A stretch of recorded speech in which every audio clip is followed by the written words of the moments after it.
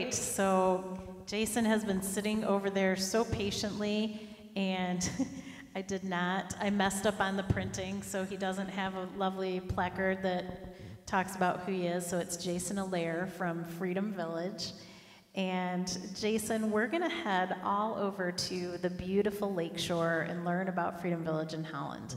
So can you start by telling us a little bit of history on the community, how many residents it has, and what are some of the cool amenities that are available to Freedom Village residents? Sure. So yeah, we are located right on the lake shore of West Michigan. We have views of the beautiful Black River. If you guys have been over there for tulip time, we are located just a little bit before Windmill Island and have just a breathtaking view of the windmill and the Black River. So it's a really beautiful piece of property we have, and we're blessed to have that. We're 32 years old. We were started by Gordon Van Wilder, the former Hope College president, started Freedom Village with 3 other alumni and staff members, and 3 of them still remain at Freedom Village to this day. So they saw a need in the West Shore area for a senior resort style type senior living community. There wasn't anything like us in West Michigan at the time. So Gordon Van Wilder reached out to a couple of other staff at Hope College and said, I think this is something we need to do. And if you guys are familiar, have been to Holland years ago, we exist right where the old football stadium did.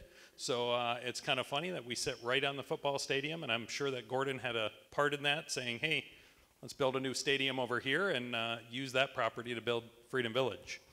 So we are, like I said, a resort-style senior living community. We offer a lot of amenities and things similar to a fine resort. I've said it a number of times, we're like a cruise ship that never leaves port, and you can get off whenever you want. So we offer room service to all of our residents. If you're under the weather and you still want your food, we can bring it right to your room. We do housekeeping services once a week where they'll come in, they'll make your bed, they'll wash your sheets, they'll give you fresh towels. It's just like living at a resort. Fine dining up on the 6th floor where you're given one meal a day in our fine dining, either lunch or dinner. And we also have a little bistro restaurant on our 2nd floor that offers kind of like a Panera Bread, soup, sandwich, salad type food. Okay, so Freedom Village has an excellent website, and I really like the fact that they certainly fully seek to explain what people are getting into when they choose a life plan community. And can you explain the concept of that life care contract and some of the biggest benefits from your point of view that people get when they're choosing that all-inclusive option? Sure. So with a life care plan and contract, you are getting care for life. No matter what happens to you as you reside at Freedom Village, we will care for you for life. Even if you run out of money at no fault of your own, that's always that little caveat, that no fault of your own. You can't go gamble or give away your assets.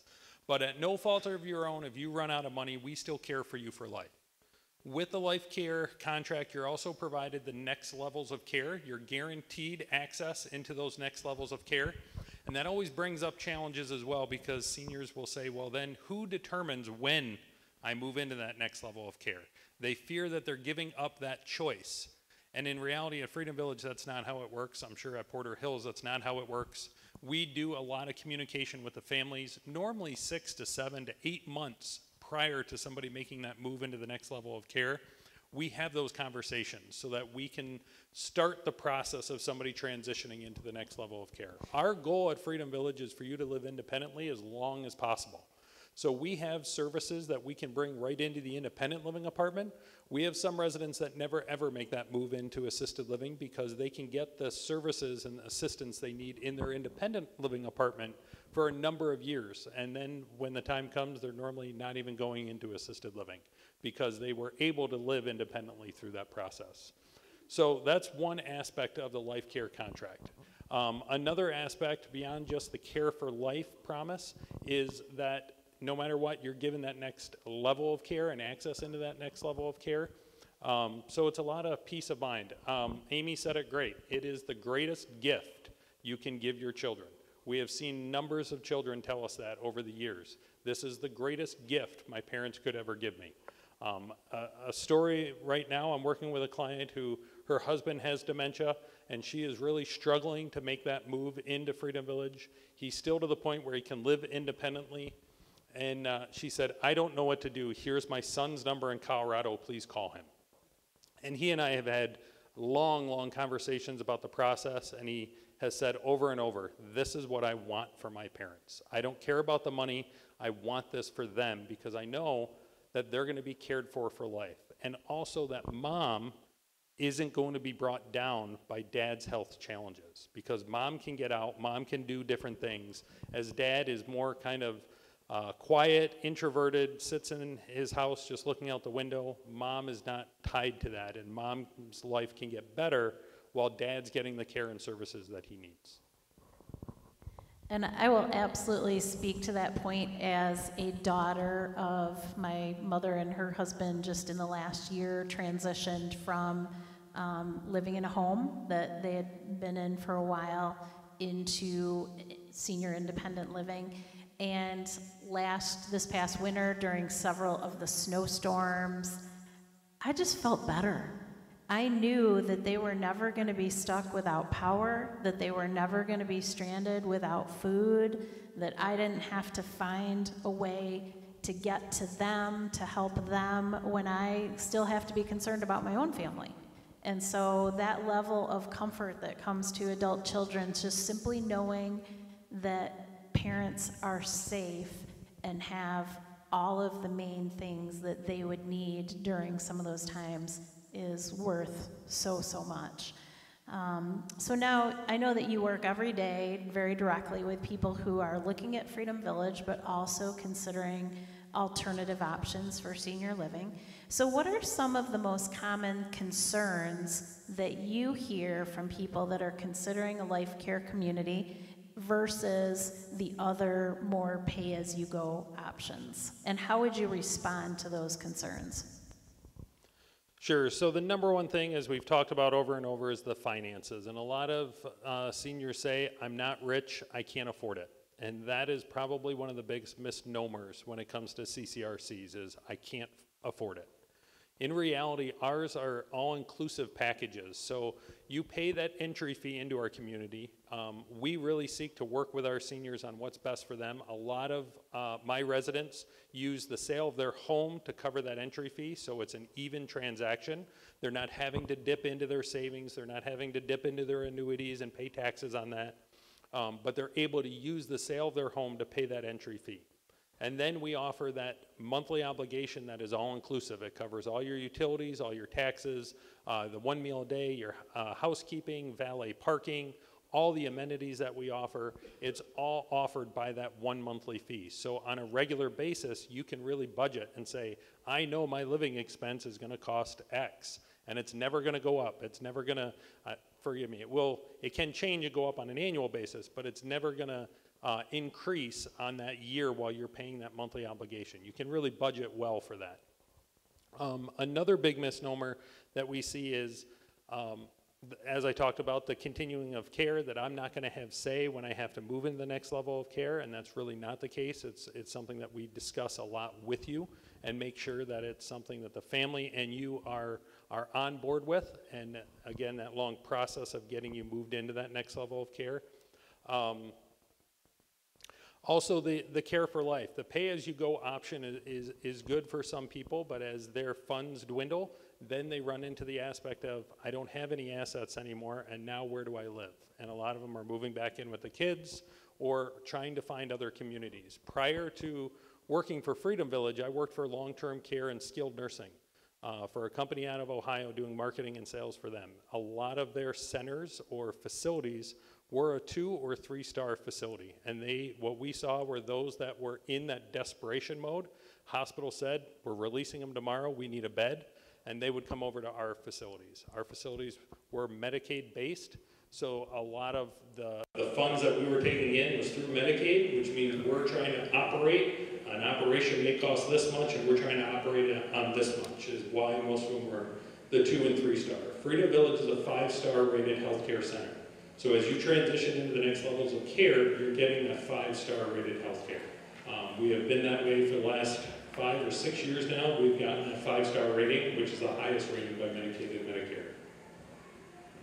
Which that's a really important point as well for people who are thinking of that idea of relying on Medicaid to, find a place for you when you reach that level of needing care. They might find a place for you, but it's not going to necessarily be a place that you would ever choose to go. And it might not even be close by. Often they might say, well, we have a bed, a place that will take your, the Medicare funds that you can go, but it is in Lansing or something to that effect. So it really is important to do the prior planning as much as you can. Now, Freedom Village has a completely different setup than Porter Hills, so it's a high-rise building with a main area surrounded by these multiple wings. And although you don't have a sprawling campus, like Porter Hills does, you still have just this vast array of different floor plans, price options, different things. So tell us about the various options that you have and how you would assist incoming residents in choosing the layout that would best serve them. So Freedom Village has 19 different floor plans and sizes in our apartments. We have everything from a studio apartment, which we call an A, they go A to I, and all the way up to an I, which is a 3-bedroom, 3-bath penthouse. So we have everything in between. A lot of seniors want to move into something comparable to their home, and as we talk and educate and learn from our residents, we learn a lot that a lot of residents are living in homes that may be 2 stories, maybe 3 stories. I've got a great couple in their late 80s living on the lake shore, and they're living in a 3-story house and they can't leave the main level. So they live their whole lives on the main level. They told me they haven't been up to the 3rd story in years, yet they're remaining in this home because of the memories. So a lot of the time we can kind of talk to them about the sizes and options and help them kind of narrow down what is it that you actually need versus what you want. Some can get what they want, others we have to look at the need. So our apartments range anywhere between 700 square feet all the way up to 2,500 square feet. 90% of them have little 3-season porches, patios that look out over the water or look over downtown Holland. They just have a lot of open space. Our master bedrooms are normally large enough for a California king bed with 2 dressers and a seating area. So we try to make them very spacious. Another really big part of Freedom Village that sets us apart is we built when we could afford to build with concrete and steel. Our entire building is concrete and steel all the way up. So between your living room and your dining room, you have 6 inches of concrete. Between each level, you have 12 inches of concrete. Between you and your neighbor, you have 8 inches of concrete. So the number one thing I hear from seniors and the kids that come in is, it's really quiet here. If you sit quietly, and I try and do this on every tour and say, hey, just stand here quiet. There are TVs that are blaring right now because a lot of our residents are hard of hearing. There are people playing music right now, and they're playing it pretty loud. And if you stand in the living room, you can't hear anything. It's extremely quiet. It's also very fireproof and safe. Because of our construction and the way our building works, we don't have to evacuate in lieu of a fire. We have had fires. It happens all the time in communities like ours. We get them taken care of very quickly. But because of the concrete and steel, we've never had a fire jump units. It normally is contained within that unit. And we don't have to evacuate. We can just move people from one side of our building to the other, and we're safe. So. How about bringing pets? Yes, we are a pet-friendly community. Dogs are allowed on the 1st floor because all of our 1st floor apartments have access directly to the outside. And then cats are allowed on any level. We have a large number of residents that have pets. We have 50+ clubs at Freedom Village, so you can be as active as you want and engaged as you want. The pets are something that kind of builds a community within the community where people that have the pets are always kind of getting together and kind of talking about their pets. I've talked with residents that basically said, yeah, we chose this because my dog liked it. That's pretty important. So one of the things that I was most surprised about when starting to work with you is that level of customization that every new resident receives when they choose their new home. So tell us about this process and the time frame that each resident goes through to customize the interior of their unit and some of the coolest things that you've seen residents do with their space to make it a true home. So yeah, as Laura said, you as a resident get to choose your home, you then get to customize your home. We are 32 years old. I have a couple of apartments that I've even shown to Laura that the residents have lived there for 32 years. Might come to me as a surprise. My wife tells me all the time what I wore in high school doesn't quite work anymore today, doesn't go. These apartments are 32 years old and don't exactly scream contemporary or scream new. So we are doing full renovations, anything from full new kitchens, new bathrooms. We are upgrading all of our apartments to quartz countertops now in the kitchens and full custom showers, tile showers in the bathrooms. We are allowing you to pick the paint color, the carpet, the trim package, and anything like that. You can do customization as well. We have some people that have opened up the patios. They've taken out the whole wall just so they have a flow right to the patio without a door. We have some people that put little windows in from the patio to the main room or from the den into the patio so they can bring in more sunlight. We've got a unit on the first floor that they just literally took a bedroom and cut it in half and built a wall down the middle and created an office on one side and a smaller bedroom on the other side. So a lot of people do choose to customize and change things and make it what they want. It's kind of a cool process to watch. It's kind of cool to see these 32-year-old apartments get renovated and become something that you're like, wow, I didn't even think it would look like that. And then what does the time frame usually look like from the time that somebody considers moving in so that they've got some planning time? Yeah, so on average, I like to get my clients through the process within 2 weeks. So from the time you choose, hey, this is the apartment I want, let's work through the application process. That, I think, is a really important thing. We at Freedom Village, we want to make sure that you are financially and physically safe in our community. So we're going to do an in-depth study. We're going to look really hard at your finances. We're going to talk to you about your finances. We're going to talk to you about your goals with your finances and what you want to do. We have a lot of residents that may say, hey, I've got a cottage that's been in my family for years. I don't want that to even be considered as part of my assets when you're looking at Freedom Village. And we can do that. We can write out certain assets. We can write out certain properties so that that is something that you can retain and hold on to. So once we get through the application process and we close on the apartment, it's right now going about 4 to 5 months for us to do a full renovation on that apartment.